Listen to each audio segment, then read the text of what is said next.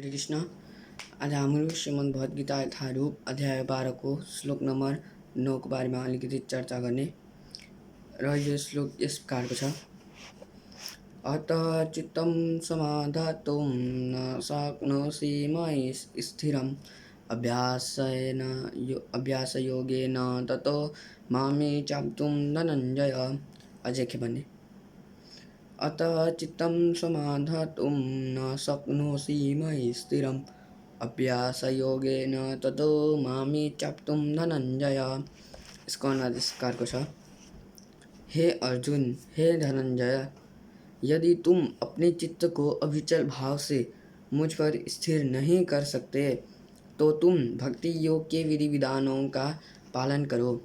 इस प्रकार तुम मुझे प्राप्त करने की चाह उत्पन्न करो। तात्पर्य: इस श्लोक में भक्ति योग की दो पृथक पृथक विधियां बताई गई है। पहली विधि उस व्यक्ति पर लागू होती है जिसने दिव्य प्रेम द्वारा भगवान कृष्ण के प्रति वास्तविक आसक्ति उत्पन्न कर ली है। दूसरी विधि उसके लिए है जिसने इस प्रकार से भगवान कृष्ण के प्रति आसक्ति नहीं उत्पन्न की। इस द्वितीय श्रेणी के लिए नाना प्रकार के विधि विधान हैं जिनका पालन करके मनुष्य अंततः कृष्ण आसक्ति अवस्था को प्राप्त हो सकता है। भक्ति योग इंद्रियों का परिष्कार है।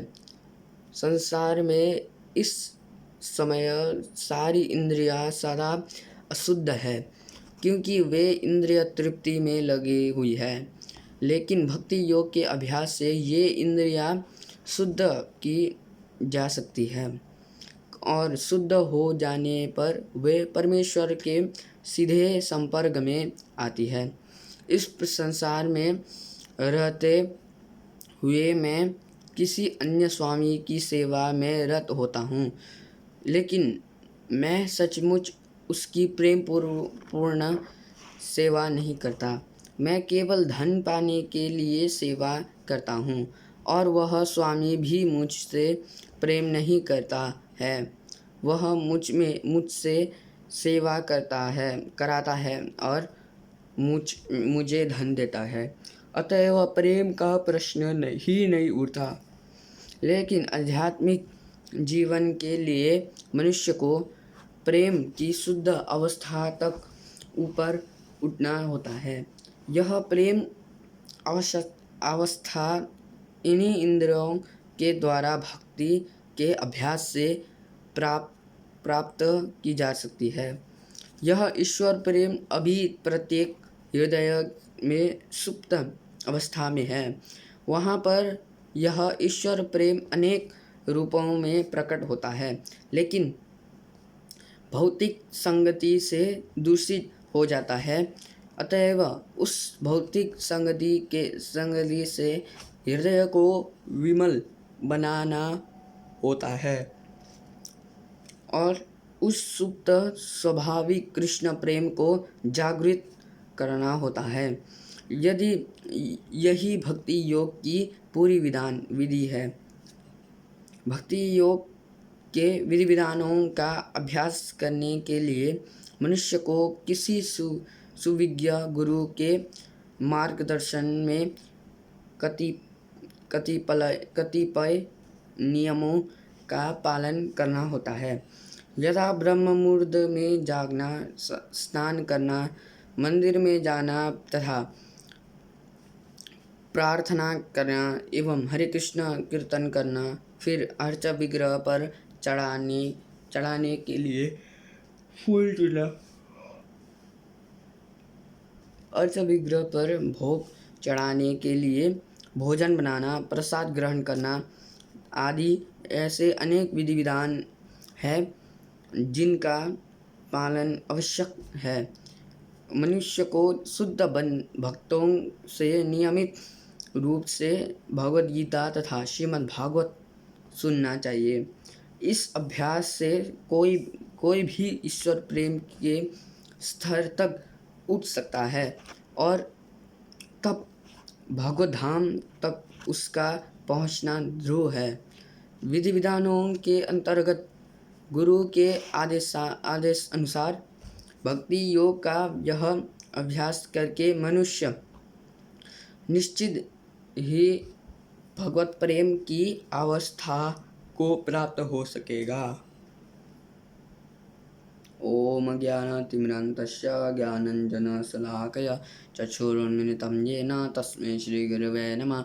श्रीचैतन्यमनोभीष्टं स्थापितं येन भूतले स्वयं रूपं गदामह्यं ददाति स्वपदान्तिकं।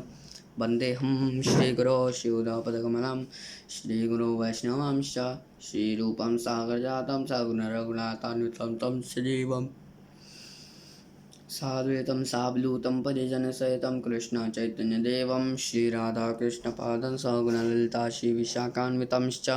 हे कृष्ण करुणा सिन्धु दीनबन्धु जगत्पते गोपेश गोपिकान्त राधाकान्त नमोस्तुते। तप्तकाञ्चन गौराङ्गे राधे वृन्दावनेश्वरी वृषभानुसुते देवी प्रणमामि हरिप्रिये। वाञ्छाकल्पतरुभ्यश्च कृपा सिन्धुभ्येव च पतितानां पावनेभ्यो वैष्णवेभ्यो नमो नमः। नमो विष्णुपादाय कृष्णपृष्ठाय भूतले श्रीमते भक्तिवेदान्त स्वामीति नामिनि नमस्ते सरस्वती देवे गौरवाणी प्रचारिणे निर्विशेष शून्यवादी पाश्चात्यदिशतारिणे। जय श्री कृष्ण चैतन्य प्रभु नित्यानंद श्री अद्वैत गदाधर शिवश आदि गौर भक्तवृंद। हरे कृष्ण कृष्ण कृष्ण हरे हरे हरे राम राम राम हरे हरे। अथ चित्तं समाधतुं न शक्नोषि मयि स्थिरम् अभ्यासयोगिन ततो मामि चाप्तुं धनंजय। हे अर्जुन, हे धनंजय, यदि तुम अपने चित्त को अविचल भाव से मुझ पर स्थिर नहीं कर सकते तो तुम भक्ति योग के विधि विधानों का पालन करो। इस प्रकार तुम मुझे प्राप्त करने की चाह उत्पन्न कर सकते हो। हरे कृष्ण। र आज श्रीमद् भगवत गीता यथारूप अध्याय 12 को श्लोक नंबर 9 में उहाँले भन्नुको छ कि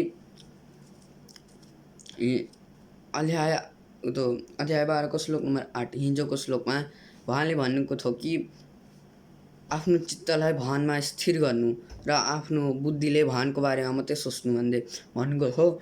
र यो श्लोकमा के भनेको छ भने अगर हामीले त्यो गर्न सकिन्न, आफ्नो चित्तलाई भानलाई स्थिर गर्न सकिन्न, सम्भवतः हाम्रो त त्यो गर्न एकदम कठिन छ।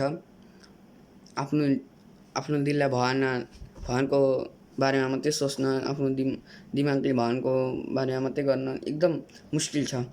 र के गर्नुपर्छ भने यो गर्न सकिन्न भने पहिला सुरु हामीले के गर्नुपर्छ, भक्ति योगहरूको विधि विधानहरूलाई पालन गर्नुपर्छ। अब भक्ति योगको विधानहरू के छ भन्ने तात्पर्य यहाँ पनि भन्नुभयो प्रभुपादजीले। ब्रह्म मुहूर्तमै जाग्ना, ब्रह्म मुहूर्त भनेको 4 बजे बिहान 4 बजे जाग्ना और स्नान करना, नुहाउनु र मन्दिर जानु र प्रार्थना गर्नु र कृष्ण कीर्तन गर्नु र अर्च विग्रहलाई फूल चढाउनु या अर्च विग्रहको लागि भोग गराउनु आदि, प्रसाद ग्रहण गर्नु आदि सबै यो भक्तिको विधि विधानहरू हो। र हामीको भित्र एउटा बीज हुन्छ, भक्तिको बीज। जस्तै केही बुटो अगर रोप्नु छ भने उसको बीज हुन्छ नि, र त्यो बीज भगवानले हाम्रो सबैको हृदयमा हालिदिनुको छ। भक्तिको बीज, भक्ति तथा बीज हालिदिनुको छ हाम्रो हृदयमा। हामीले के गर्नुपर्छ भने त्यसलाई सधैँ पानी हाल्नुपर्छ। बुटोलाई मर्न दिन हुन्न या उसलाई बढाउनु छ भने के गर्नुपर्छ, उसलाई पानी हाल्नुपर्छ। र हाम्रो सबैको भित्र नि भक्ति छ, भक्तिको बीज छ, त्यसमा हामीले पानी हाल्दै गयो भने ऊ ठुलो हुँदै हुँदै हुँदै गएर भक्ति भगवानको चरणमा पुग्छ। अनि सबै लोकलाई पार गरेर ऊ भगवानको शरणमा पुग्छ भक्ति। र हामीले कसरी त्यसलाई पानी हाल्ने भन्दाखेरि भने जस्तै विधि विधानहरूको पालन गर्नुपर्छ ब्रह्म मुहूर्तमा उठेर। र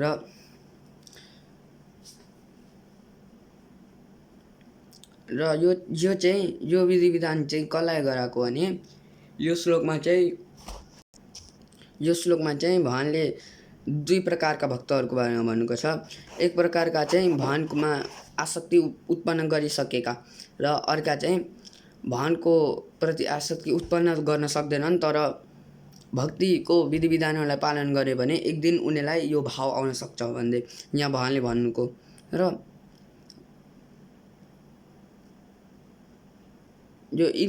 यो भक्ति योगमा इन्द्रियहरूलाई परिष्कार गर्नुपर्छ, यो इन्द्रियहरूको त्याग गर्नुपर्छ, इन्द्रियहरूको तृप्तिमा लाग्नुहुन्न। अब जस्तै त्याग कसरी गर्नुपर्छ भन्दाखेरि जस्तै आँखाले नराम्रो जिनिस हेर्छ भने भगवानको लागि मात्रै हुनुपर्छ, र कानले भगवानको कथा सुन्नुपर्छ, र इन्द्रिय तृप्तिमा लाग्नुहुन्न। आफ्नो हातहरू सबै भगवानको सेवामा लगाउनुपर्छ। लेकिन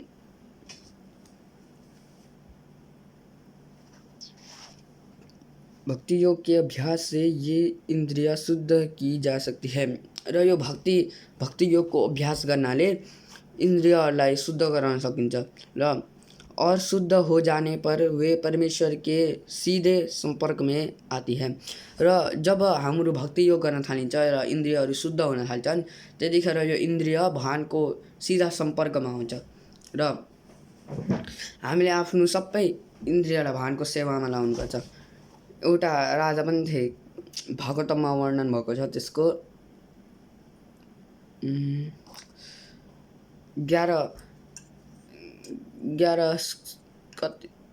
11 स्कन्धमा हो कि कतिमा हो के राजा हुन्, र तिनी राजाले के गर्थे, आफ्नो सबै इन्द्रियलाई भगवानको सेवामा लगाउँथे। हामीले पनि त्यस्तै गर्ने कोसिस गर्नुपर्छ। हाम्रो त्यस्तोमा त पुग्न सकिन्न, त्यो स्तरमा त पुग्न सकिन्न, र पनि हाम्रोले कोसिस गर्दै गयौँ भने एक दिन हाम्रो पुग्न सकिन्छ। इम्पोसिबल छैन, पोसिबल छ। र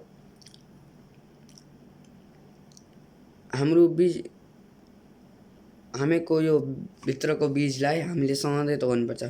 यो होइन कि एक दिन मङ्गलाटी उठेर अर्को दिन उठ्दिन, एक दिन उठ्दै अर्को दिन नउठ्दै, एक दिन उठ्दै अर्को दिन नउठ्दै, त्यस्तो गर्नुहुन्न, सधैँ। र हामीले यो सबै गरेर पनि के गर्नुपर्छ भने शुद्ध भक्तबाट श्रीमद् भगवत गीता यथारूप या श्रीमद् भागवतम सुन्नुपर्छ नियमित रूपले, एकदम नियमले। यो होइन कि आज सुन्छु, आज सुने, अब भोलि सुन्दिनँ, भोलि किन सुनिराख्ने, आज सुने त भने जस्तो हुन्न। अब आज भात खायो भने भोलि खान्न, त्यस्तै हो। यो आत्माको लागि भोजन हो यो सबै भगवानको कार्यहरू।